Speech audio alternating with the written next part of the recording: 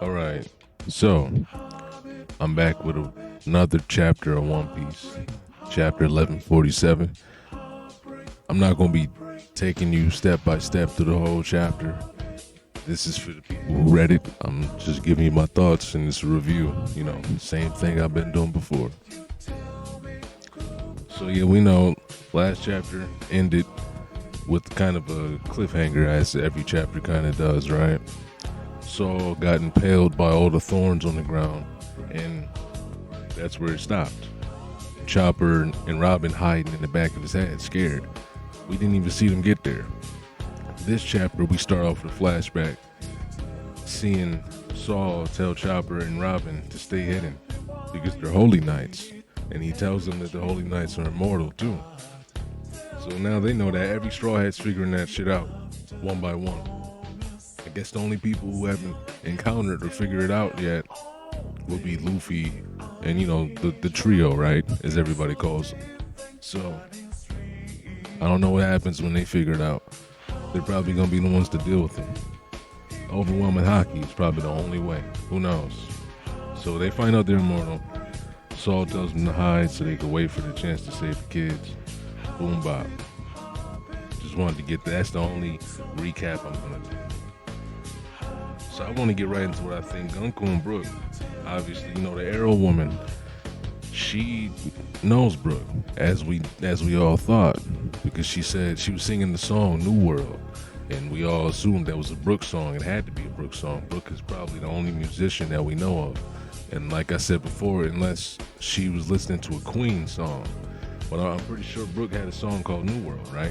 But I digress. But maybe she doesn't just know Brook. Brook might know her too. Now, I might be going too far with this, but it could have just been the fact that he sensed she was a fan. Because if you remember, he was kind of questioning himself and he was curious about her. He thought something was up or something was off. And I guess maybe he just sensed she was a fan. Maybe he's encountered her before because she's a fan. She could have been at an autograph signing. She could have been a Sabaody. Like, who knows? Maybe we're gonna get flashbacks. I'm curious to see what type of flashbacks Oda gives us, okay? So, yeah, extend the backstories with Brook, basically, right? He's not as old, like, if you watch my last video, obviously he's not as old as I said in the last video. That was kind of hyperbole. I said he was, like, probably around the Celestial Dragon's age and shit. I mean, he is, like, 90, almost 100, right? Maybe Brook lied. What if he lied about his past? I have a few theories about that, but they're just theories, right? But what if Brook lied about his past? Or at least technically told half-truths, right? Didn't tell him the whole truth. What if he was existing, doing a bunch of different things prior to what he told the Straw Hats about him and his captain and his crew in the past, right? And Laboon and all that. What if he was dealing with things way prior to that? Because how would he know of the God Knights? Back then, I'm sure they were around. All the girls say everybody had to have been around back then. Because, they were at God Valley. Okay? And we know God Valley, Brook was alive when that shit happened. Okay? It was a long time ago. But we know Brook was alive when that shit happened, right? So, let me just get this right here so I could talk about the chapter as the pictures on the screen. Okay? Gunko wanted Brook to be her slave. That's the main point I was getting at with the Gunko and Brook thing, okay? So she wanted to take him as a slave, obviously. I heard people say Brook would have been husband number 23 or some shit. Maybe, who knows? I don't know. But yeah, she obviously knows Brook. That's the point I was saying. Maybe Brook is onto something deeper than we know. Maybe it's only what it is, right? She's a fan. He knows of the God Knights because he's old. He was alive when God Valley happened. God Valley happened, but he wasn't there. He probably wasn't there. Maybe he was in the background. Who knows? Maybe he heard all the stories. Okay, I don't know. Maybe back then in those days, just everybody knew about the world because those cullings and the giant hunts, they're hunting the rabbits and shit, quote unquote, to kill people. Like Mihawk says, rabbits I'm hunting rabbits, right? They're hunting people. Maybe he knows about all of that stuff. Because back then, that was just like everybody was privy to that. Everybody knew about that, right? I don't know. So, enough about Brooke, right? We go back to the kids. Kids woke up. We see Colin in the front and speaking all brave. And he actually, we've come find out later, a little bit later, like he actually showed up on his own, apparently, right? To kind of go save the other kids. Like he was talking about his friends in the last chapter. So I guess the Straw Hat crew split up. They stayed back to deal with Gunko, or I was about to get Gunko. And Colin, he went ahead to go. I should have been doing this the whole time. My bad, y'all. Colin went ahead, obviously, right? Boom. He went ahead to go get his friends and save them. Okay? He actually showed up. But immediately he got scared like all the other kids do. And, you know, maybe he's still going to fight. I don't know. If Colin fights later, he might get scared now. But if he fights later, that'd be pretty sweet to see. I would like to see Colin fight. I want to see what he could do as a giant kid. Like, you know, what's the potential of the Giants for real? What can they really do all the way, right? So we're going to figure that out. I mean, it's possible. So we also see this. There's a few things I noticed, right? I got these pictures of these kids right here because we noticed that one of the kids, she said she was an orphan, basically, right? Johanna, I guess her name is Johanna. She said she was an orphan, basically, which is already kind of curious, right? How was there an orphan in Elbath? What happened to her parents? Was she not? Did they take her in Elbath? Like, I don't know. I'm gonna get into why I think she could have got taken in, right? Because the horns on her head. This is what I noticed. And two other boys also had horns on their heads. No helmets. I know the helmets with the horns are kind of deceptive because, like Loki, they could very well take the helmet off and have horns underneath still. Or like Colin. I mean, do you think Colin's horns are real? Or Broggy? Because Broggy has the same type of horns as Colin. And so, you know, these dudes have helmets on too with horns on top. So do you think all of them have horns like Loki, where they take their helmets off and reveal horns? But these kids right here, they have horns on their heads, okay? Two of the boys in the lineup and a girl. What's her name? Or whatever, I don't know. I don't know any of their names. Okay, Johanna, right? I wonder and I hope Oda reveals more small details about stuff like this, like when they mentioned it about Loki's father, okay? The sign of ancient giant's blood. Did these kids possibly have that even in a later giant generation? Because remember, you know, there's a new generation of kids. Like, after the new generation of giant pirates. Like, so they're the newest generation of giants, okay? And they have traces of ancient giant blood that far down. I guess it's kind of crazy, right? But then, then also, let me also mention this. I'm reading it from my notes. I hope that also kind of reveals the stuff about like Kaido. We get some clarity on Kaido and why people like him have horns, similar to the ancient giants and even the Oni around him. Because if you ask me, for some reason, this girl looks like Black Maria. I don't know if her hair is blonde. And whenever I see characters with their hair like this color, I mean, you know, just white in the manga sometimes, I think they're blonde. Like him, his hair could possibly be any color. But if it's blonde, I believe it. You know, I believe her hair could be just blonde. Like, you know, that's what they do in the manga. So, I don't know. I'm digressing though. So, like the Oni. So if she looks like Black Maria, the same type of horns as like Yamato and stuff, I hope Oda kind of divulges into what the Oni and the other races are.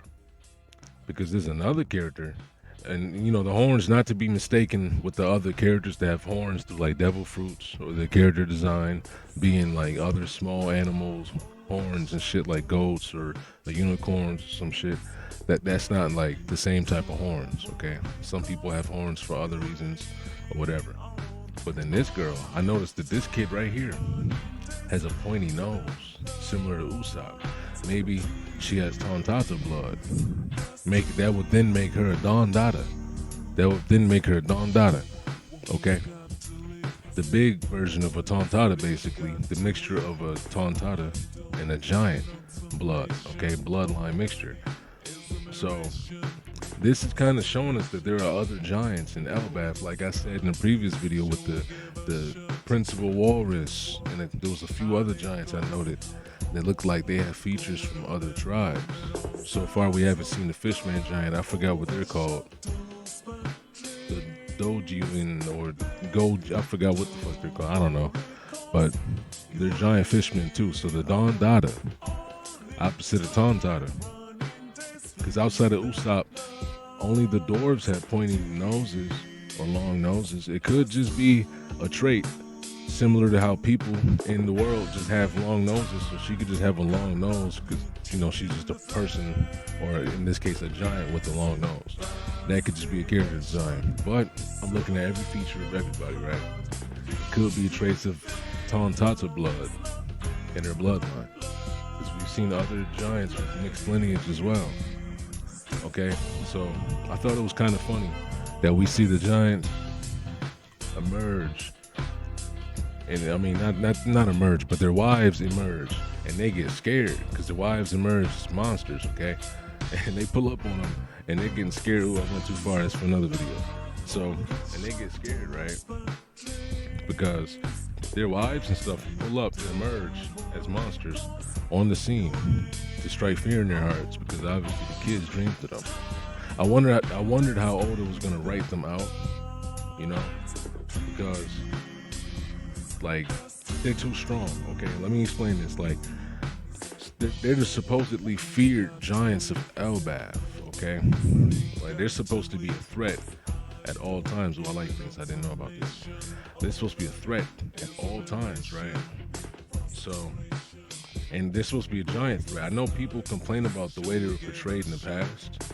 I don't know if you read the manga, maybe it feels like it makes more sense. And obviously you got to take in consideration that Oda had a different world in mind, okay? Like all stories happen, and mostly shonen, as it goes along, the plan changes. So Haki wasn't really a solid thing in the world of One Piece. You can find signs of some sort of like invisible energy. Yeah, it's been there, like that's been there, but it wasn't really defined as Haki. Never really was explained to work a certain way.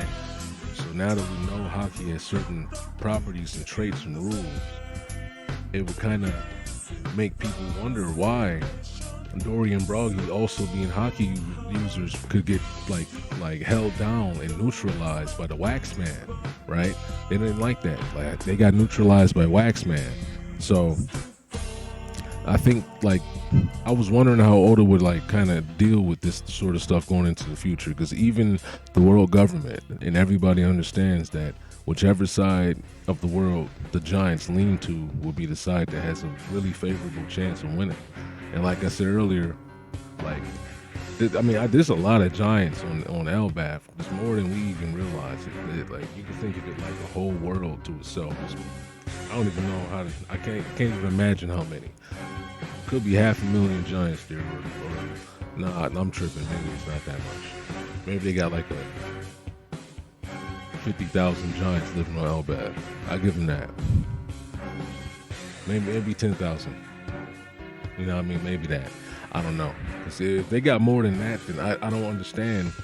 I also don't understand how the giants of Elbaf can even be in a situation of danger right now. That's why they had to give them this writing of like, not only are their enemies giants, but they got scared in this gag-like fashion, right? To where they would get neutralized and taken off screen, so they're not in the fight for any longer. And they don't have to be like, you know, defeated early. So you don't have to explain or show them get defeated in some weird way, because they're not going to get defeated, right? Like, you just completely remove defeat out of the situation for them. So I'm kind of digressing here, but he didn't do it in the most boring way, like they just took forever to get to the kids. Even though it's true they kind of did, but he wrote it in a funny way to neutralize them. It's all right. It's weird though. He should have just had them so drunk they passed out and didn't know. But then they would look like bozos if they fell asleep and they were so drunk they didn't know their kids were about to die, and the Straw Hats had to just completely save them. So I guess he was in a tough spot doing that. He had to just do something, right? The writing. And that's like a way to avoid the power scale from being disrupted. And no, when I say power scale, I'm not talking about the power scalers in the community, but just simply the nature that's already existing and the power scaling that goes into the thought behind writing in general. I think I said this in a video before. Because that's just the thing in general that the writers are thinking of when they make their stuff. They're thinking of how to, what characters are at this level and who should be defeating who at the time based on whatever they have in their arsenal as a character and all that sort of shit, right? Power scaling, boom, whatever. But it's not headcanon like you guys go, okay? But I digress again. People think Angie told them about the secret books. I noticed that in the one panel, if I can get to it while I talk. But people think Angie told them about the secret books.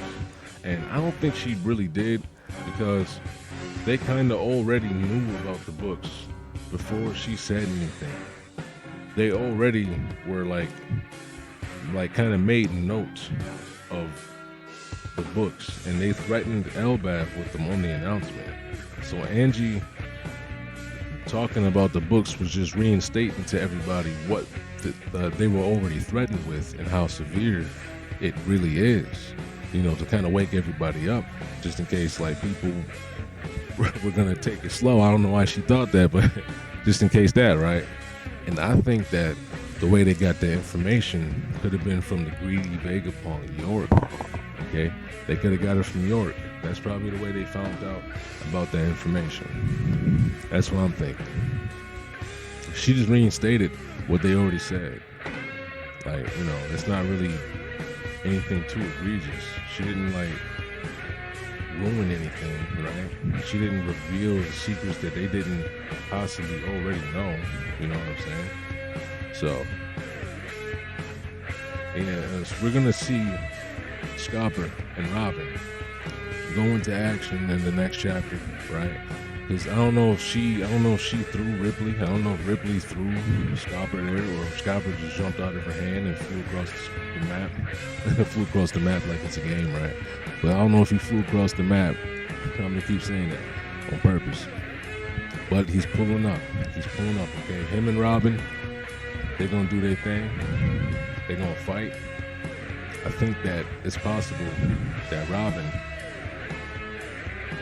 somehow, either, I know a lot of people saying she's gonna have a devil fruit awakening, which would be sweet if she goes into that demon form and she awakens her devil fruit or something like that, right? That'd be sweet. I would like that. But I also think I want to kind of bring light to the theory, or it's basically a theory, but it has a lot of merit, right? It's based in something. It's based in something real. And I said it before. I feel like it's possible for people to give hockey to other people, and not just in a way like Zoro using Enma. I was gonna say enema. Oh my god! Not just in the way Zoro's using Enma, right? Because it's like if Odin was alive and he put Enma, his hockey in Enma, and gave it to Zoro, that's him giving him his hockey from a certain perspective, right? He's wielding his hockey through the blade, right? But not just that, or like Joy Boy putting his hockey into the rope that he gave to Emmett, so Emmett can use it when he was in danger or needed to help people or whatever the fuck he said, right? So he gave him his hockey. Not just in that fashion. I'm saying that I think people can give hockey to others in a way similar to like transferring your chakra or key to somebody to go to another verse. Like, right, for me to, I'm pulling out from another verse right now. But I think it's similar to that. From Dragon Ball and Naruto, you can transfer your hockey to another person and empower them, give them strength, and boost up their capabilities.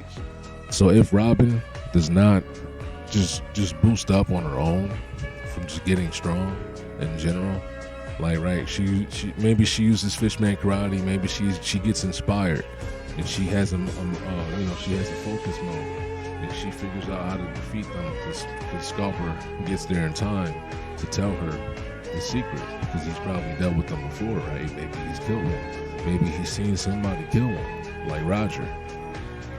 Maybe Roger killed the God's Knight before, right? But I think it's possible for him to give Robin some hockey. I don't know. I think that could be a thing too. He might give Robin some hockey so she can fight on even footing with the rest of the Golden Set. Or I mean the God's Knights, right? That would be something. I would like to see that too, low key. I'm not gonna lie to you. I would like to see that. So yeah, I feel like this ends what I have to say on the chapter. I don't really have anything else to say. If Scalper gives Robin some hockey, that would be amazing. Okay, because I still think Luffy is going to make some clones one day. I think Luffy's going to pull out a strand of his hair and make clones. A lot of people don't think shit like that can happen. I think it can, possibly. This nigga's made a baseball bat. This nigga's made goggles appear out of nowhere, out of his hair. He can make stuff. He's pulling things out of the Nika fantasy. As Oda said, he's drawing from the Nika fantasy. That's the Nika fantasy, man. I feel like he's gonna be able to make clones. It's gonna be a Luffy party. He's gonna call some shit like this. A Luffy, what does he call it? Like, whatever the fuck they be having. They be having them, you know what I'm saying? The festivals and shit they be having, whatever the fuck. But yeah, I don't know, man. I still think hockey could be shared. Either way, Scalper and Robin go into action. They're gonna be the ones fighting, carrying this shit down. I forgot to mention, I think Gunko really got hurt physically from kicking Brook. Okay, she kicked Brook and physically felt the pain in her heart on some like the Boa Hancock love shit. I think she loves Brook. I think she loves Brook, bro. I think she loves Brook. She might. I mean, maybe not probably not in a romantic way. It's a skeleton. I mean, maybe it could. Right? She's weird, but it's definitely like, she loves music, so she loves Brook's music. So her hurting Brook is hurting her, right? Then maybe Summers is gonna say something about it, because he's been making fun of her, teasing her about that sort of shit, and talking about, oh, you don't feel nothing and this and that. And maybe he's gonna notice she's feeling something from that. The zombie lady's gonna finally feel something, right? She's gonna finally feel something for the first time. And it's because she's putting pain on Brook. But yeah, I don't know. I don't think there's anything else to say, man. I don't think there's anything else to say. York told them about O'Hara's knowledge and what O'Hara has. Okay, because Vegapunk was plugged up to all the Vegapunks, so York knows about that shit, and she was colluding with them the whole time. Right? I think hockey can be shared. If it's not going to be, and if it can't, then either Robin's going to awaken her devil fruit or she's going to fight all out, right? I've seen people also say, like, maybe she's going to do attacks that can't be redirected because they're directly on Gunko. I don't know.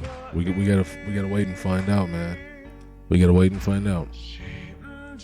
I think Luffy, if hockey can be given, I also think Luffy is going to be probably one of the first people to do it, outside of somebody important that we'll see do it for the first time, if that makes sense. Like how we got introduced to that concept first with Joy Boy, like putting hockey into the rope.